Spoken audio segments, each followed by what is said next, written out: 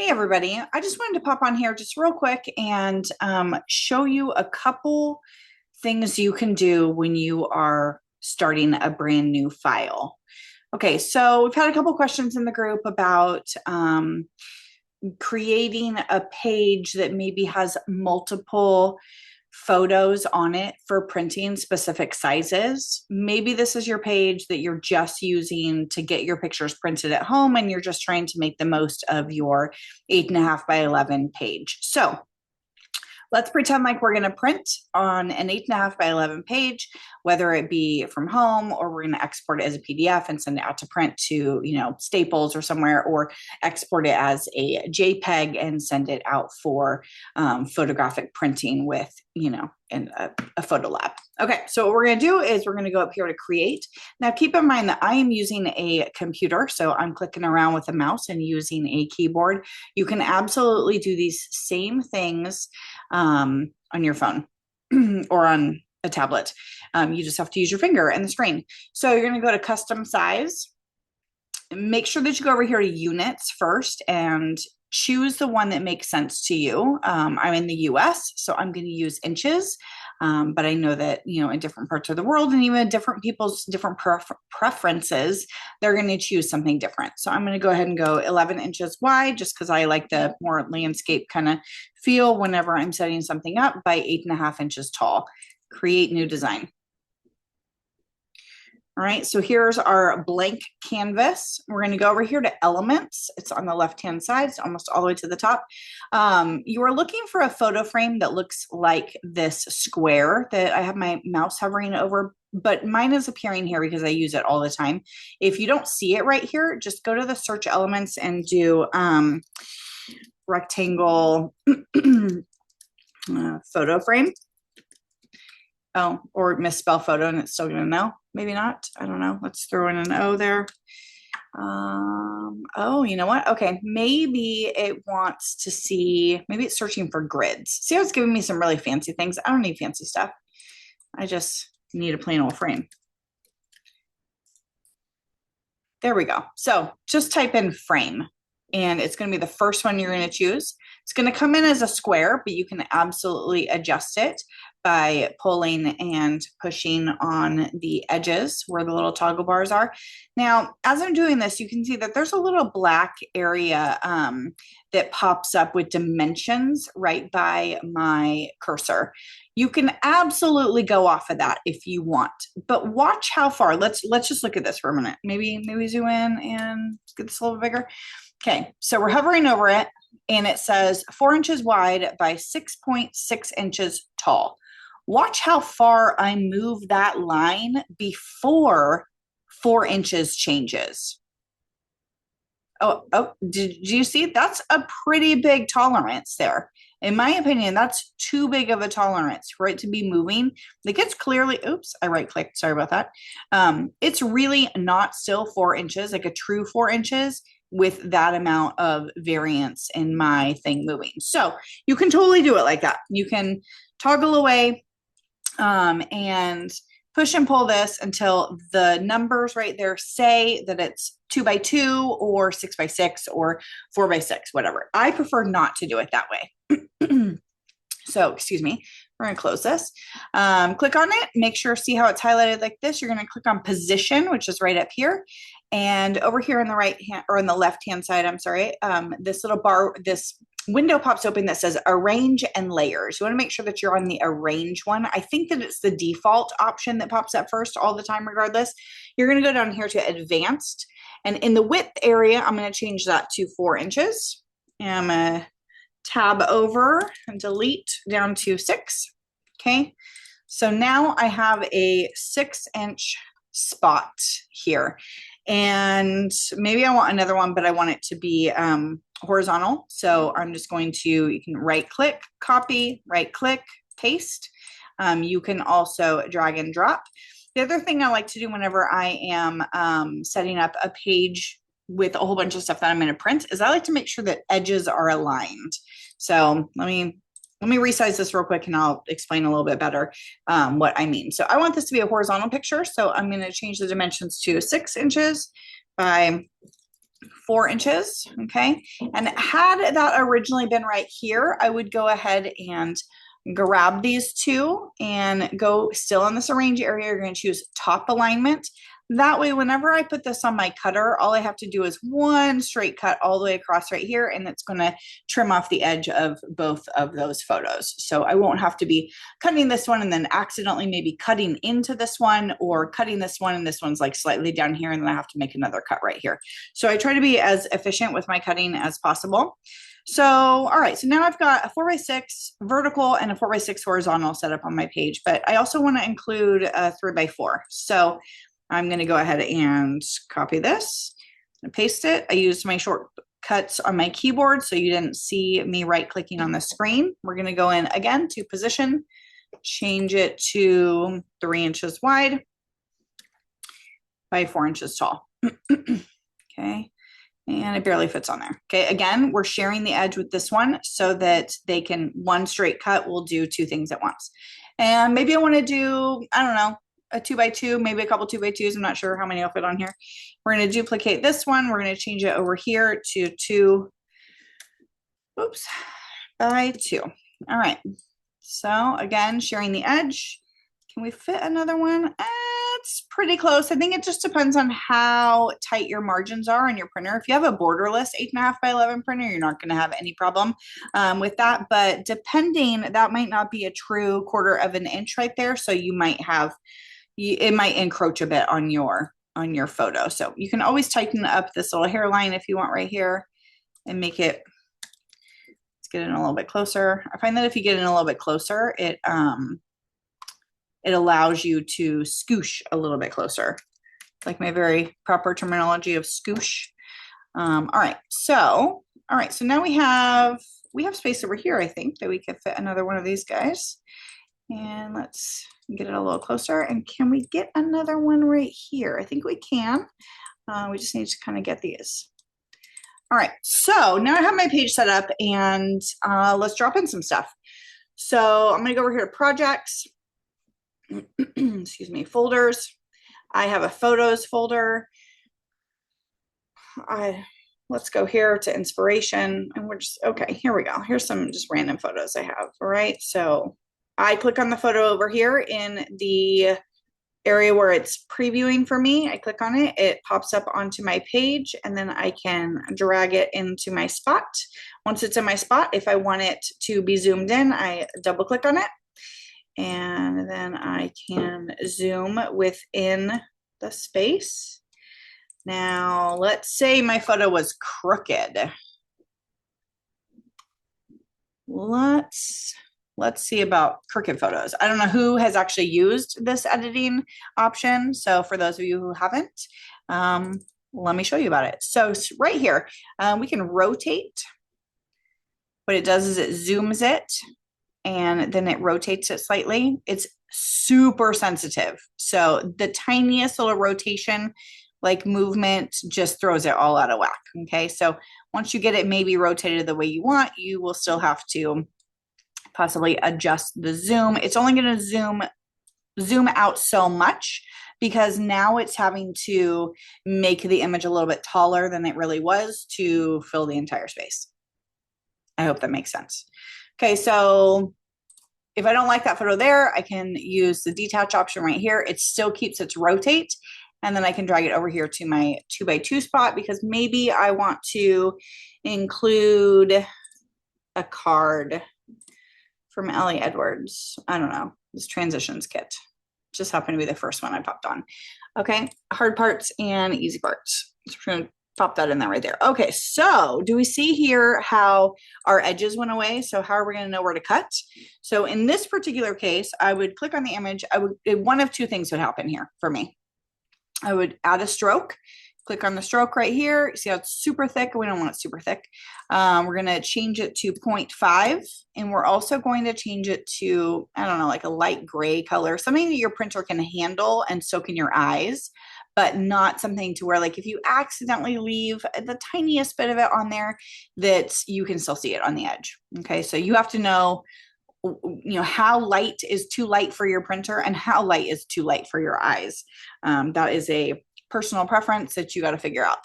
The other way to handle that is if I had a photo or a card or something that had a white edge and I wouldn't know where to cut on it, I might remove this, take this, rotate this 90 degrees, put this right here, give it more space, add a rectangle to the page. Oh, I just clicked R on my keyboard and a rectangle popped up.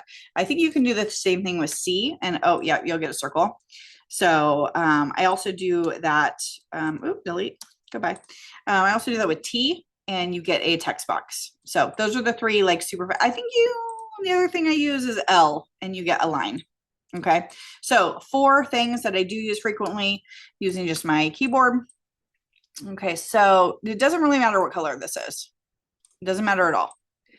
The purpose of this, we're going to send it to the back. We're using layer, send to back. I right clicked to get this layer, going down here, send to back. Okay, the whole purpose of this is so that if you don't want to add a stroke, which we're going to remove our stroke right now, the white edge now is very visible up against this crazy green background. So for my own eyes, I like to make this a very light gray.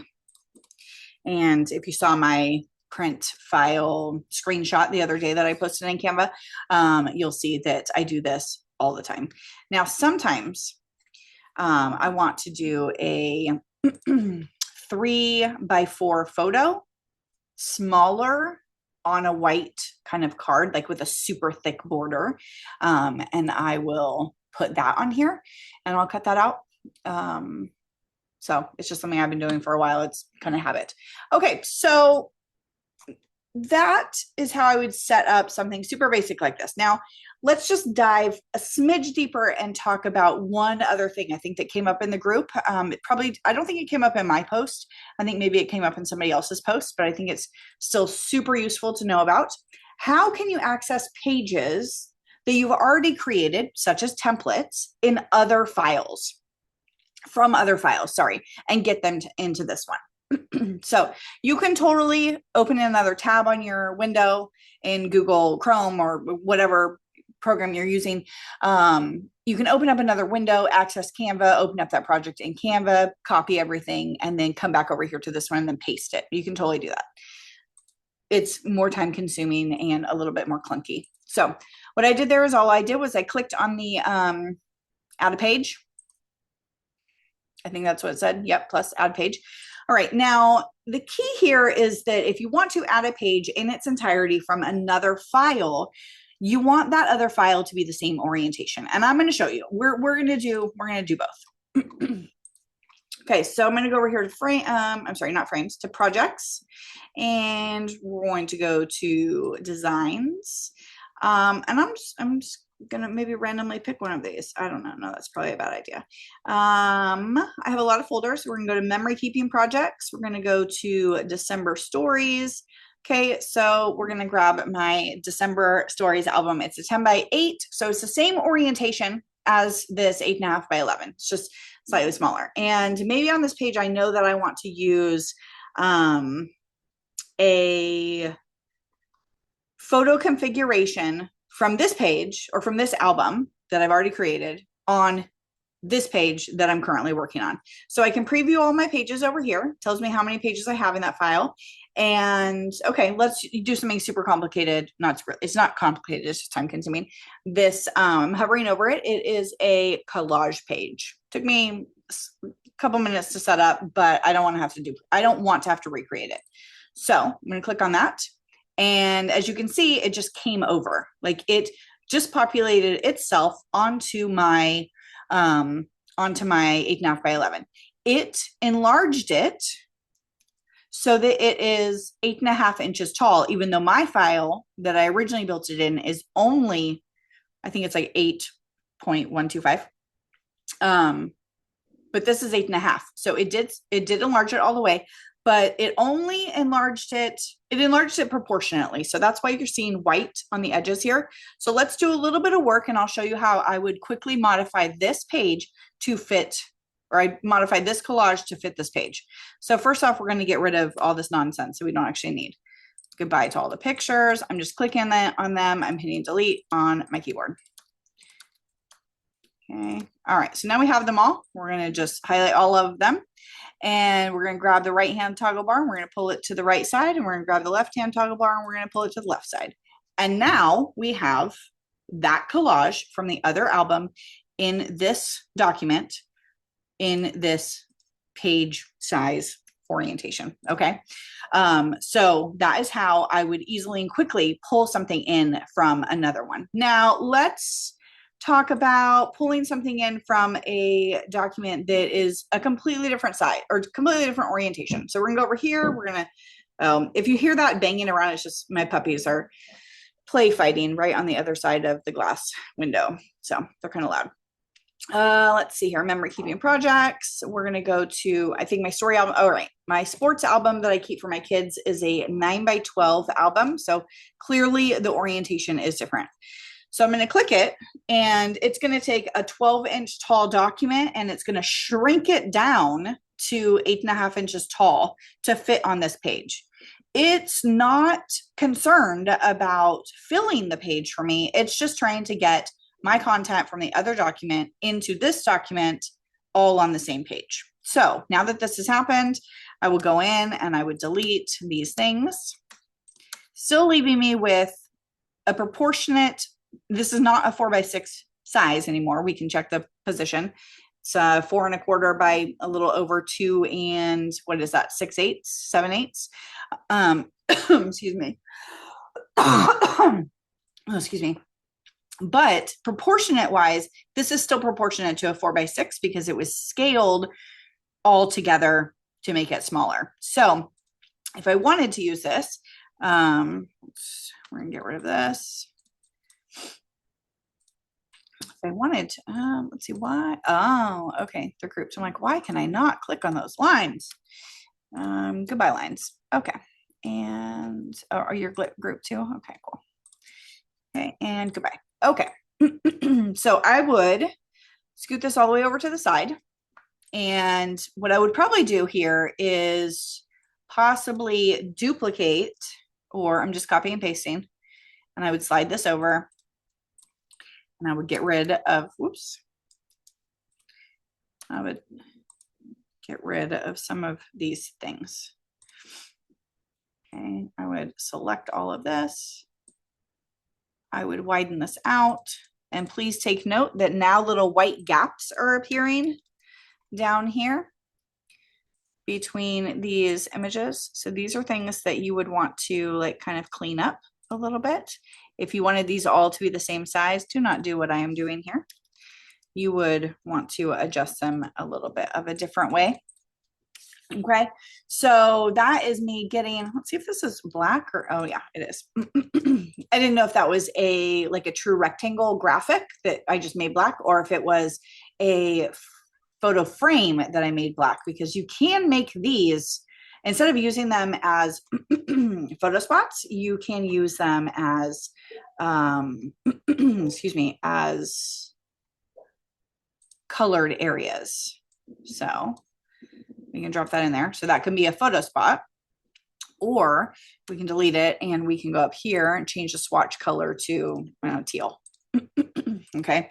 The only issue with doing it like this is if you are going to use, like, let's say, I think this is a bad idea. Let me find something different here. Hello Story Kit. Okay, if we're going to use this graphic here, photo frames are meant to pull items into them. Like they're helping you by when you hover over them with a photo, they're like, oh, hey, that's for me. I want that. And it sucks in your photo. Well, photo frames also do that with, oh, this is a terrible example. It's making a layer out of me. Is it because this is a ping? I think it's because this is an SVG file. So let's do it with a ping. Let's see, here we go. Same one, but now it's a ping. Oh, and do you see how these photo frames are like grabbing it and sucking it in? Well, we don't want that. So there's a couple different things you could do about that. If you use an SVG file, as we learned originally, SVG files don't get sucked into photo frames, which is fantastic. But not all digital elements created by any of these designers, Ali Edwards, Citrus Swiss, whoever you're buying them from, creative, in a creative bubble, They don't always provide SVG files. They do, however, provide PNG files, PNG files. So the way to avoid that, because if I were to be wanting to create my own card right here with this photo frame that I made into a blue spot, and I were to take this, I'm going to detach it, and I were to try to layer this over this to get a blue card with a black digital image, it's just going to keep all day long, sucking in my thing. And the only way I can avoid that is if I lock this, right click, lock, lock. Okay. So now whenever I hover over it, it does not pull it in. But darn it. See, it's crazy. It's a little annoying. Okay. So now the problem with it being locked is I can add other things. I can add little like other graphics or text on top of this, but whenever I go to grab this, maybe I don't want this here anymore. Maybe I want this to come all the way over here. So I highlight over this like this. I'm not really paying attention. It's been a little while since I locked it. I don't really remember it's locked. So I highlight over it like this, like I normally would, to grab everything that's below whatever I highlighted over. And I go to grab it and move it, but only my hello there moves. And it's because my blue thing is locked. So that's a little bit annoying. I would recommend that if you are going to create your own cards and you know that you're not going to be using a photo, do not use a photo frame for a colored area. Just, oh, let's unlock it so we can delete it. Just click R or go over here up to the top, go to elements. We're going to X out of that.